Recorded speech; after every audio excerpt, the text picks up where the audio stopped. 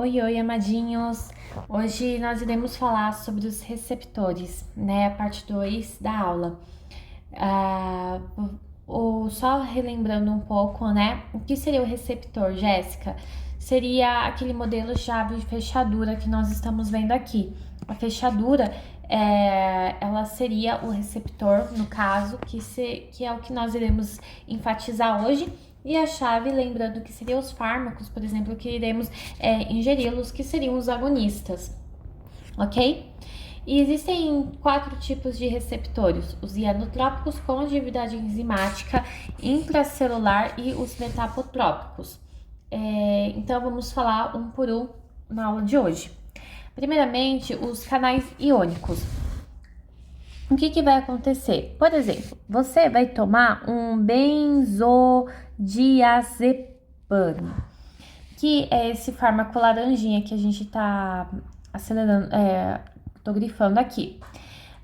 Quando ele se liga em um receptor iônico, no caso, ele libera um GABA, que é um neurotransmissor. E o que vai acontecer?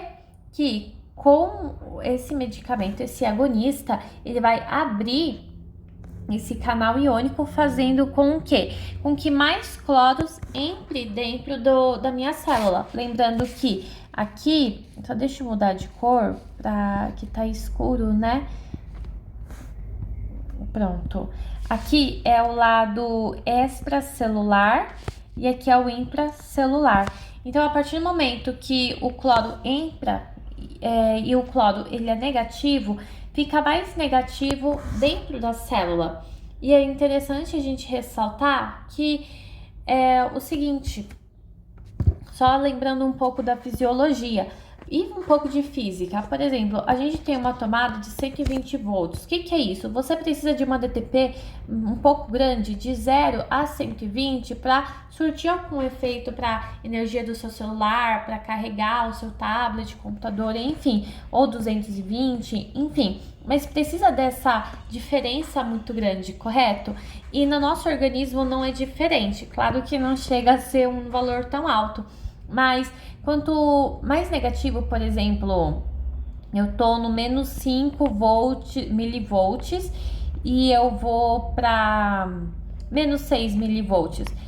Tá vendo que tá ficando, quer dizer, menos 5 eu vou para, sei lá, menos 4 milivolts. Tá vendo que a minha DTP, ela não tem muita diferença, é tipo praticamente de menos 1. O que vai acontecer aqui? Então, exatamente não vai surtir, não vai ter essa TTP, ou seja, não vai ter energia para carregar o seu celular. E aí você não vai ter energia para ter algum tipo de movimento, ela vai ficar menos excitável, sabe? Não vai ter muita energia. Então, por exemplo, se aqui fosse uma célula neural, o que ia acontecer? Que ia inibir a atividade neural, porque você tá colocando mais negativos aqui dentro, que não vai surtir essa TTP, essa diferença, que vai fazer com que a pessoa ela não fique agitada, não tenha energia, ela fique calma, né? Por isso que esse medicamento, benzodiazepam, não sei falar direito, é um nome meio complicado, ele vai surtir esse efeito, né, nesse canal iônico. Agora, o intracelular. Todo mundo sabe, lembrando um pouco da fisiologia aqui, que a nossa célula ela é constituída pela bicamada de lipídio, correto? Então, esse amarelinho eu representei como se fossem os lipídios.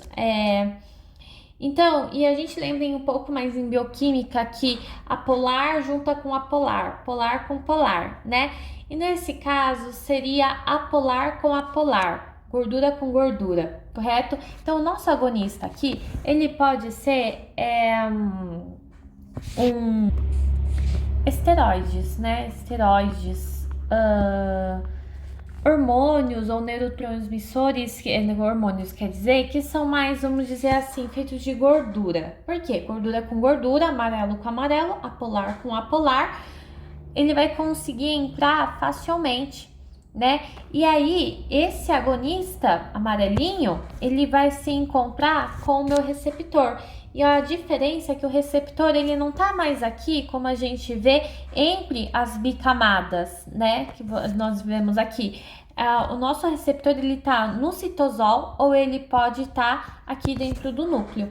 Mas independente de onde ele esteja, o nosso amarelinho, os nossos esteroides, que pode ser uma vitamina D, o cortisol, né, que seria o caso do esteroide, ele entra dentro da célula intracelular e aí ele consegue chegar no núcleo alterando, né, porque alterando as atividades, a proteína que ela quer fazer.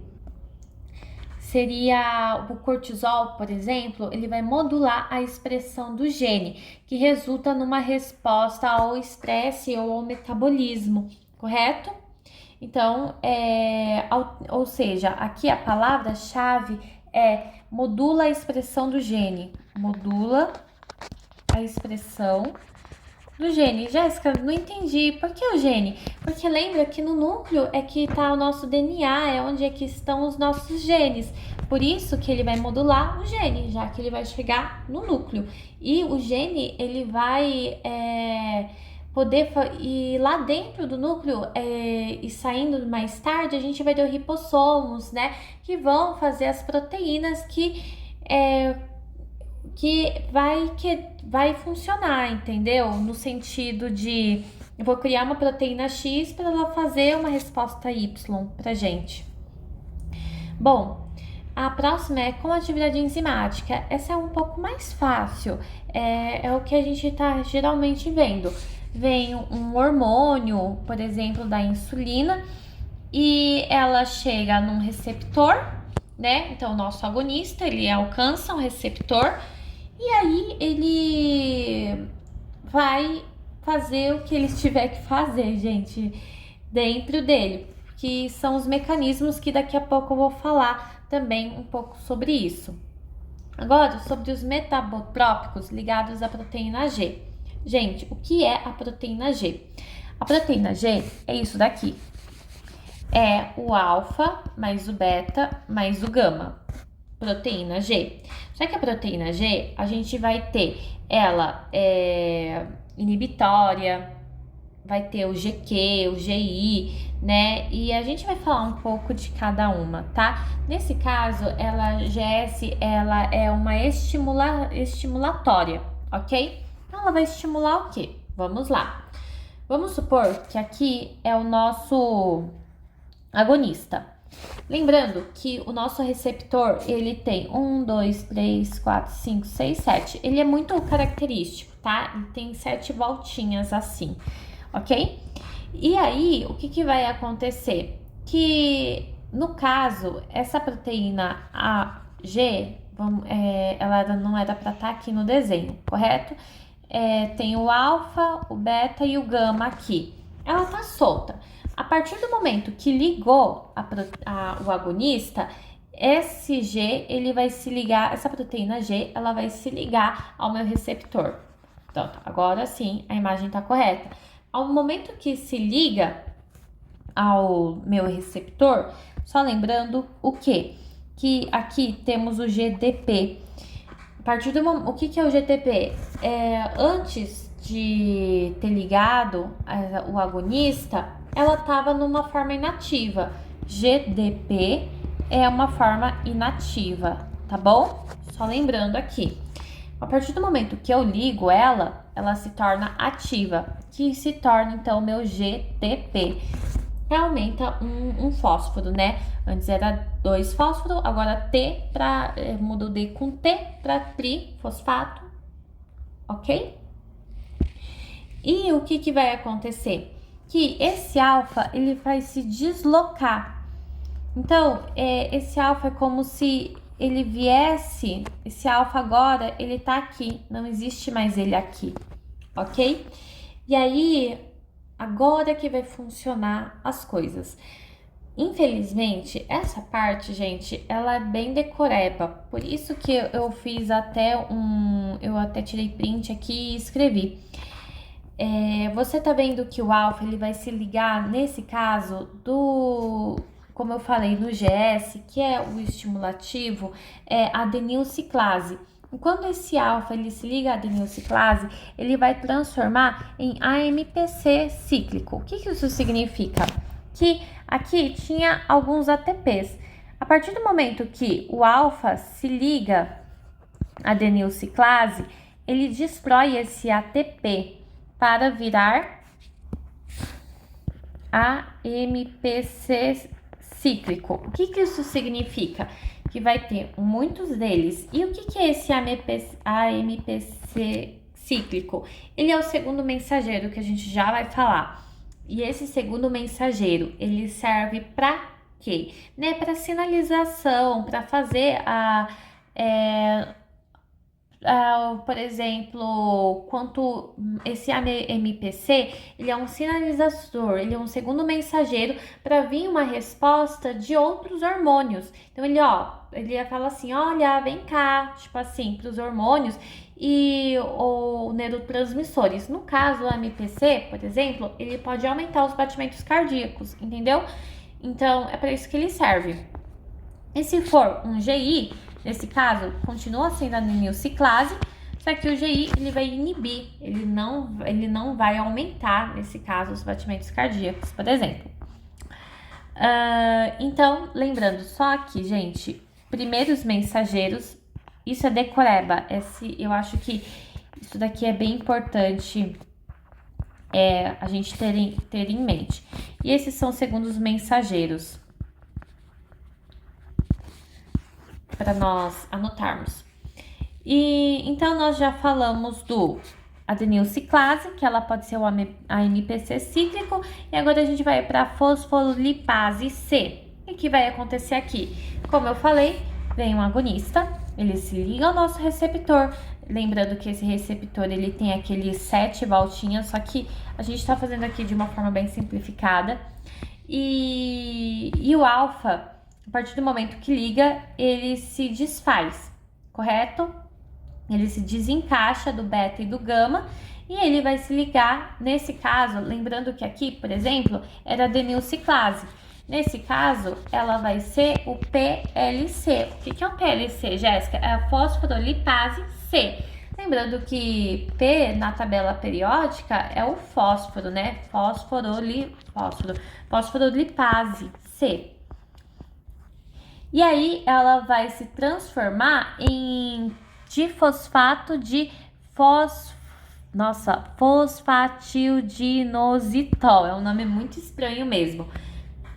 Gente, não, desculpa, é tudo decorado isso daqui, tá bom? Não tem muito o que fazer. Então, esse PIP2, ele vai se transformar em duas coisas. Em TAG, que seria o diacilglicerol, ou ele vai se transformar em trifosfato de inositol. E o que vai acontecer?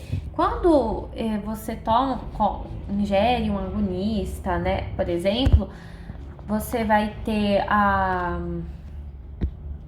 o IP3, nesse caso, né, ele vai ajudar na contração muscular,